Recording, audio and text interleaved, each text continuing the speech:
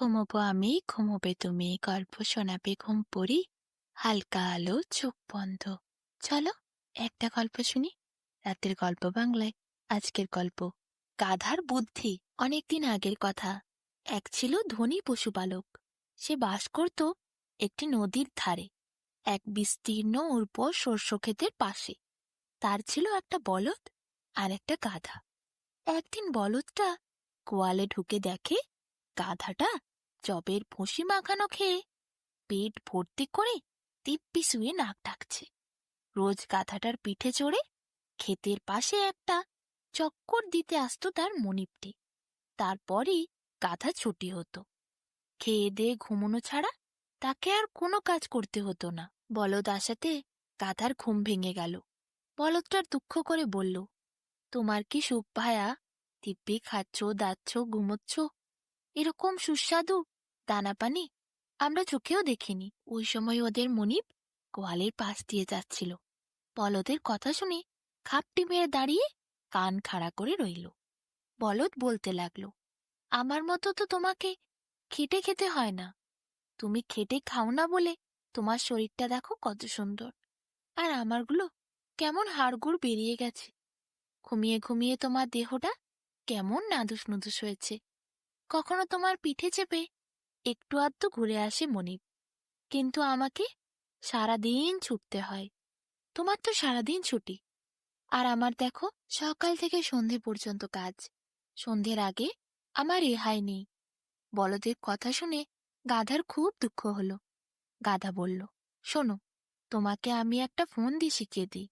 কাল সকালে চাকরটা যখন তোমাকে নিতে আসবে, তখন তুমি কিছুতেই উঠবে না, কিন্তু চাকরটা খুব তোমায় মারবে। মারুক, তুমি সহজে যেতে চাইবে না।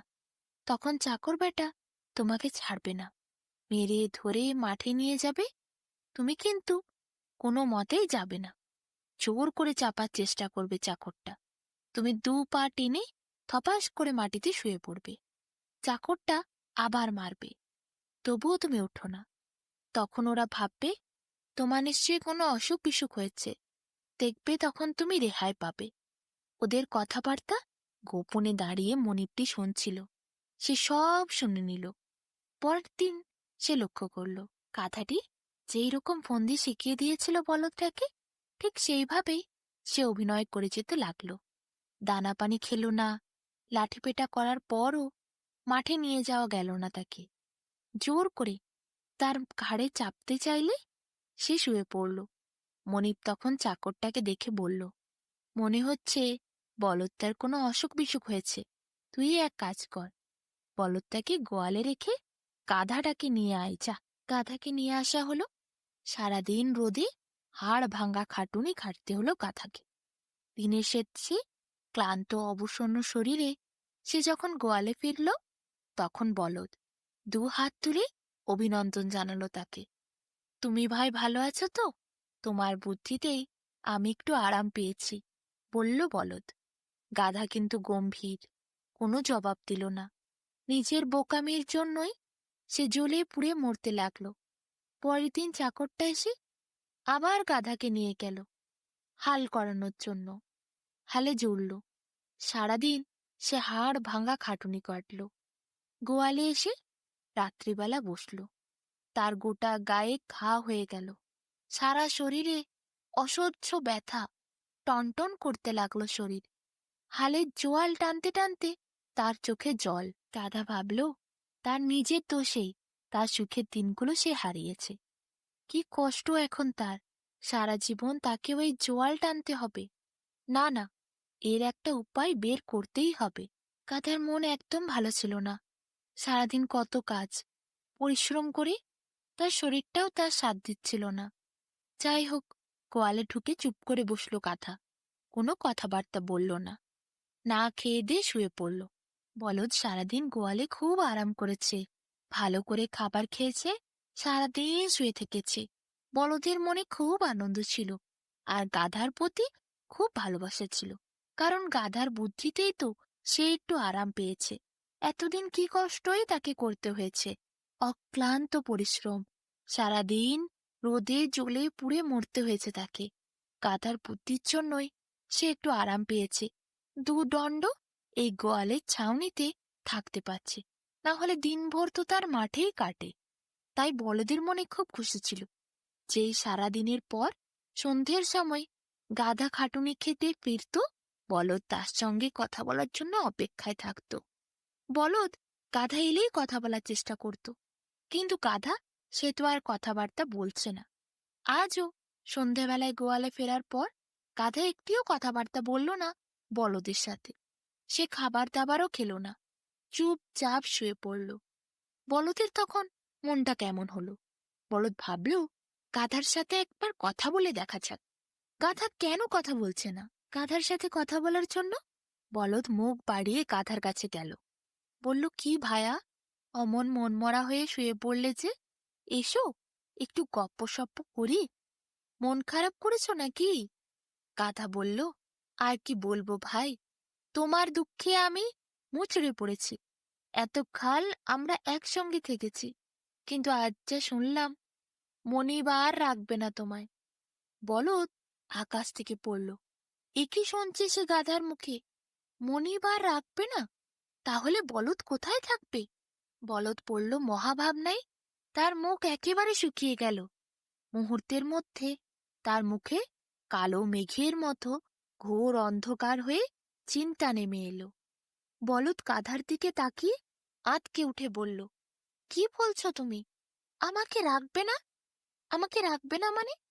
আমাকে রাখবে না তা কি করে হতে পারে? তোমাকে কি বললো এসব কথা? গাধা কোনো উত্তর দিল না। মুখটা আলতো করে মেঝের দিকে নামিয়ে চুপ করে শুয়ে রইল। বলদ ছটপট করতে লাগলো। বলদ বলল, আমায় বলো, কি করবে ওরা আমাকে নিয়ে? আমাকে কি মেরে টেরে ফেলবে? কি শুনেছ তুমি? ওরা কিছু বলেছে তোমায়? না তুমি কোনো কথা শুনেছ? ভাই বলো, দোহাই তোমার, ভাই বলো আমায়, আমায় কি ওরা মেরে ফেলবে? গাধা বলল মুখ উঠিয়ে, কসাইয়ের কাছে বেচে দেবে গো। লোকটাকে বলছিল মনিব। বলদটা বোধহয় আর বাঁচবে না। ও যদি মরে যায় আমার অনেক টাকার লোকসান হবে। তার চেয়ে কসাইয়ের কাছে বেচে দিই। কি বলো? এইভাবে লোকটির সাথে কথা বলছিল মনিব। আমি সব লুকিয়ে লুকিয়ে শুনেছি। সেই থেকে আমার মনটা একদম ভালো নেই। আমি যে তোমার ভালো চাই। আমি সব সময় চাই তুমি আনন্দে থাকো, খুশিতে থাকো। তোমার ওপর কোনো বিপদ যেন না আসে। তাই তো তোমায় ওই বুদ্ধি দিয়েছিলুম। কিন্তু আজ যা শুনলুম, আমার আর কিছুই ভালো লাগছে না গো। বলদ তখন কোনো কথাই বলতে পারল না। সে আকাশ থেকে পড়ল। মনিব এত খারাপ? বলদের মুখের মধ্যে আর কথা বলার মতো ভাষা নেই। তখন গাধা বলল, মনিব তারপর আবার লোকটিকে বলছিল, মোটামুটি ভালো দামই পাওয়া যাবে। মনিবের এই কথা শুনে আমি কেঁদে ফেলেছিলাম ভাই। কি করে এত বড় দুঃসংবাদ আমি তোমায় দেব, তোমায় বলবো? আমি কিছুই কুল কিনারা করতে পারছিলাম না। আমরা এতকাল একসঙ্গে থেকেছি, এতদিন আমরা একে অপরকে ভালোবেসেছি। আজ যদি তোমাকে ওরা কসাইয়ের হাতে তুলে দেয়, তাহলে আমি কিভাবে থাকব? কিভাবেই একা গোয়ালে শোব? আমি কিভাবে বাঁচব বলো? একটা বাঁচার তো উপায় চাই ভাই। বলদ কৃতজ্ঞ হয়ে বলল, খবরটা তুমি আমায় বলে জানে বাঁচালে গো। কি করব বলো তো এরপর? কিছুই ভেবে পাচ্ছি না। কাল সকালেই আমি উঠে দাঁড়াবো। আজ না হয় কাল থেকেই আমি দানা পানি সব খাবো। ফুর্তিতে হাল টেনে মনিবকে বুঝিয়ে দেব আমার অসুখ বিসুখ কিছুই হয়নি, সব সেরে গেছে। গাধা বলল, তাই করো। তাতে যদি বিপদ কাটে, তাতে যদি মনিব বোঝে তুমি সুস্থ আছো, তাহলে তো আর বিক্রি টিক্রি করবে না। বলদের পর মন খারাপ করে নিজের জায়গায় গিয়ে শুয়ে গেল। আর ভাবল, কাল সকাল থেকে উঠে সে ভালো করে কাজ করবে। এদিকে গাধা, সে মুচকি হেসে আলতো করে মাথাটা নিচে নামিয়ে শুয়ে গেল। তারপর শান্তিতে ঘুমোতে শুরু করল। পরের দিন বলদটা উঠে যখন খাবার খেতে শুরু করল, তখন তো চাকর অবাক হয়ে গেল। এদিকে গাধার মনে খুব ফুর্তি। সেদিন গোয়ালে ঢুকে চাকরটা তারপর বলদটাকে উঠিয়ে নিয়ে গেল। চনমনে বলদটা চলে গেল খেতে। সেখানে মাঠে গিয়ে সে ভালো করে নিজের কাজ করল।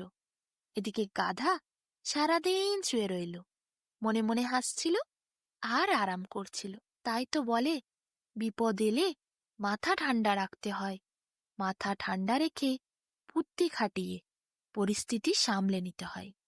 গাধার ওপরেও বিপদ এসেছিল, তার ফাঁদে সে নিজেই পড়ে গেছিল, কিন্তু সেই ফাঁদের থেকে সে বেরোনোর চেষ্টাও নিজেই করেছে।